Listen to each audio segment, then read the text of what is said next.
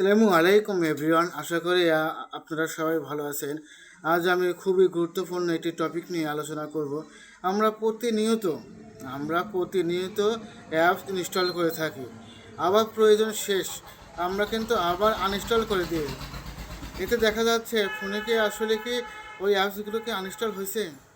এতে কিন্তু দেখা যাচ্ছে যে কিছুদিন পরে ফোন হ্যাং করে, ফোন ল্যাগ করে, ফোনে বিভিন্ন রকমের সমস্যা হয়, ফোন আস্তে আস্তে ভারী হয়ে যায়। তো আমি আপনাদেরকে দেখাবো কিভাবে ফোন থেকে একেবারে আনইনস্টল করা যায় অ্যাপসগুলো। এতে দেখা যাবে যে ফোন হ্যাং করবে না, ফোন পাতলা হবে এবং ফোন ভালোভাবে চলবে। তো চলুন কথা বাড়িয়ে লাভ নেই, চলুন শুরু করি।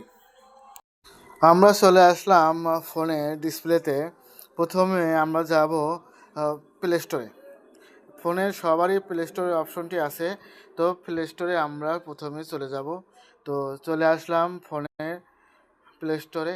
এরপর যাব আমাদের যে জিমেলে যে অ্যাকাউন্টটি আছে, আমরা ওখানে অ্যাকাউন্টে সরাসরি চলে যাব।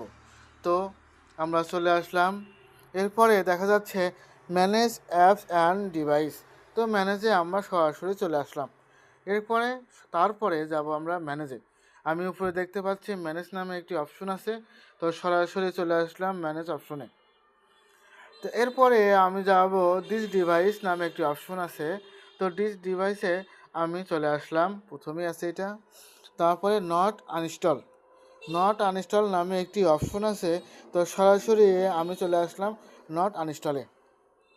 এখানে কিন্তু আমি দেখতে পাচ্ছি যে বেশ কিছু অ্যাপস কিন্তু এখানে চলে এসেছে। এগুলো কিন্তু আমার প্রয়োজন শেষ, আমি কিন্তু আনইনস্টল করে দিয়েছিলাম, কিন্তু এখানে কিন্তু পুরোপুরি ফোনে আনইনস্টল হয় নাই। তো সরাসরি এখানে যেগুলো প্রয়োজন নেই আমি সরাসরি আনইনস্টল আমি করে দেব। যেমন ক্যামেরা, এই গেম, এটা এটা ফেসবুক লাইট, এগুলো সব মনে করেন যে আমি আনইনস্টল করে দেব, কারণ এগুলো আমার কোনো প্রয়োজন নেই, আপাতত নেই। আর যখন প্রয়োজন হবে তখন আমি এগুলো আনইনস্টল করে নেব। তো সরাসরি আনইনস্টল করে দিলাম। এখানে একটা সিলেক্ট করে নিই। তো আস্তে আস্তে আমি সিলেক্ট করে নিলাম।